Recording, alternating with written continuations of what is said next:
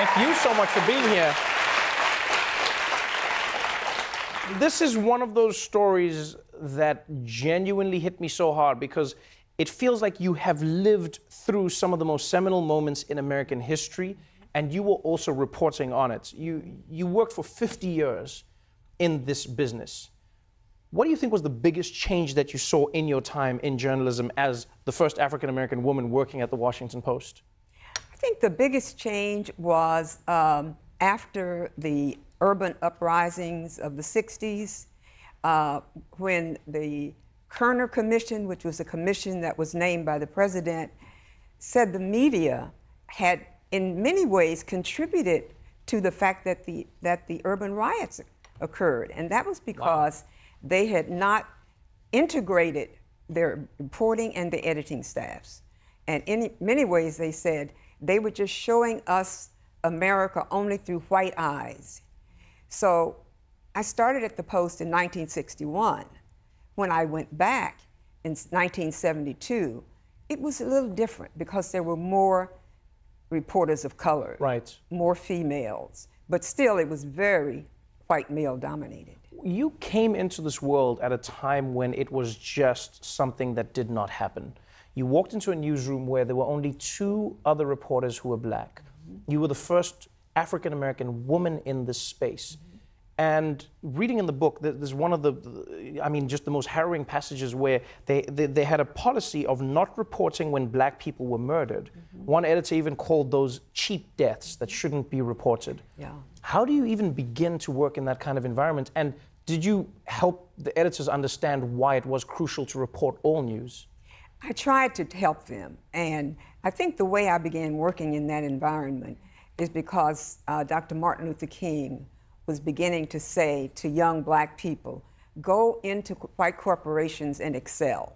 So it felt like I was almost part of the freedom movement by going and becoming the first African-American woman at the Washington Post.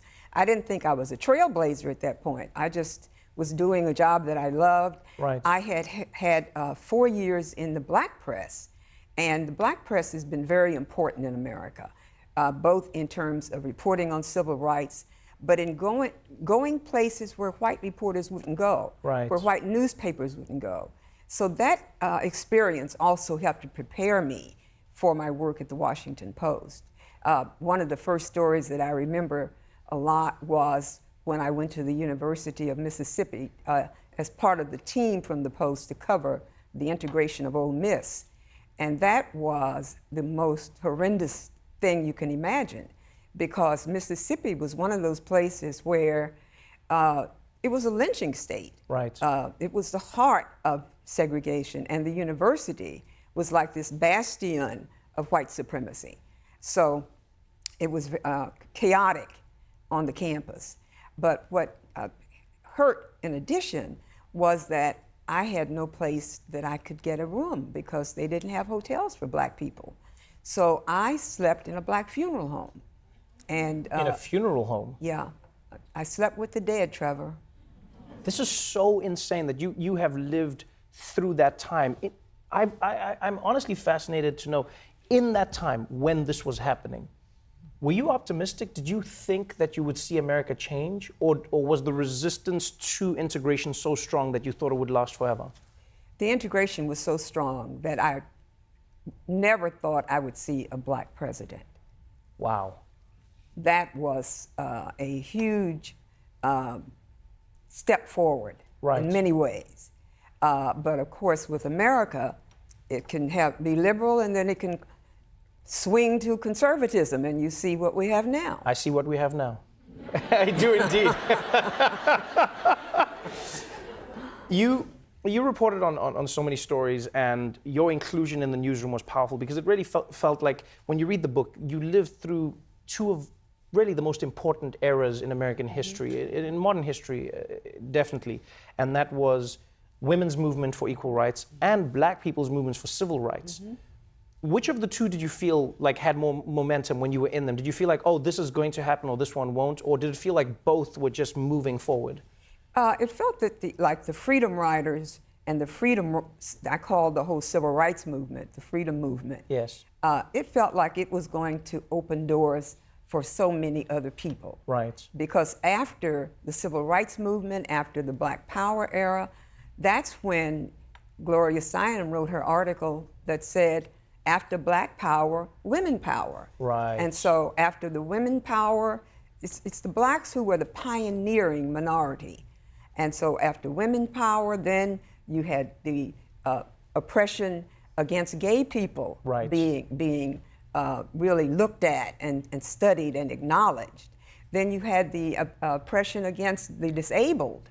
So it's many ways, it's the Black movement, I think, that was the most important movement, because all people all over the world were singing "We Shall Overcome," and in right. China and all around the world, people who had been oppressed were saying, if that happened in America, why can't it happen here?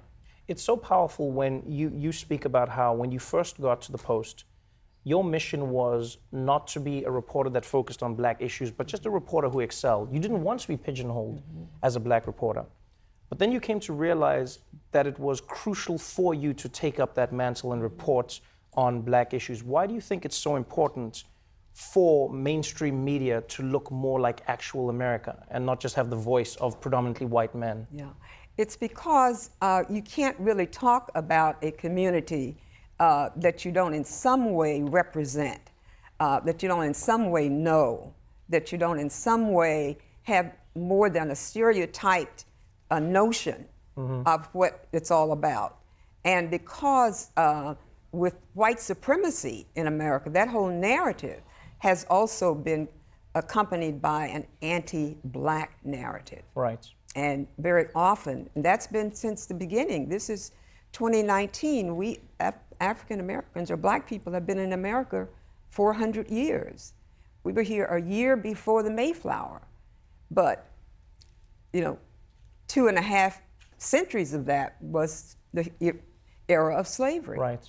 And then at the era of Jim Crow. So, or segregation in the South, yes. yeah.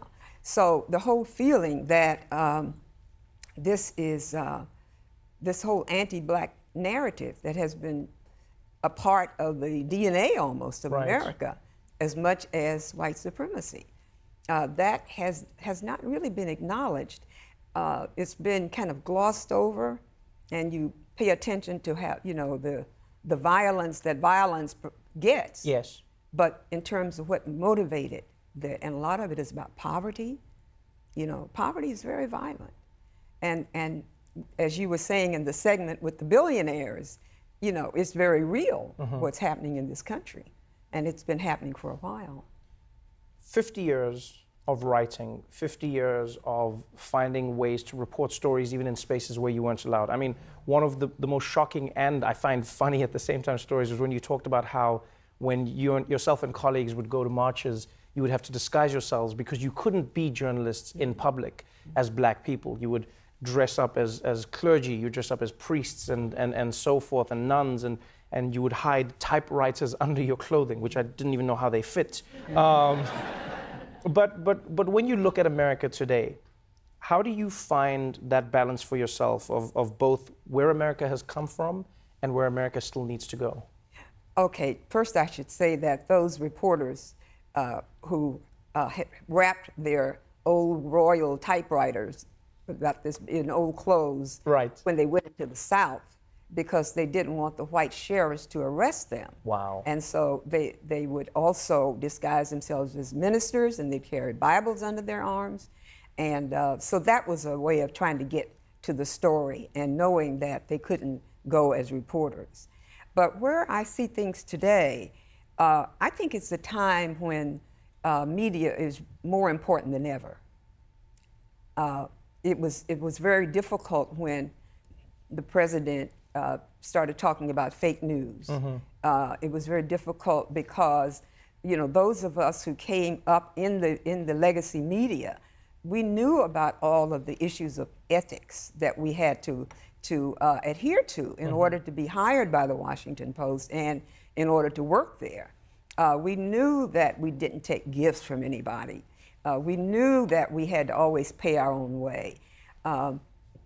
We knew that we had studied in colleges and universities. And so to have our whole process dismissed as fake news was not only detrimental to the U.S., but it was detrimental internationally, because whatever we say about the faults of America, it still has been the bastion of democracy. And so when you have something as crucial, as freedom of the press, right, being denigrated by the top official of the land, it has a very destabilizing effect in the whole world. I could genuinely talk to you for hours, but luckily I have the book to keep me company. Thank you so much for being on the show. It's an honor meeting you. Thank you so much. Trailblazer is available now. A truly fascinating story. Dorothy Butler Gilliam, everybody.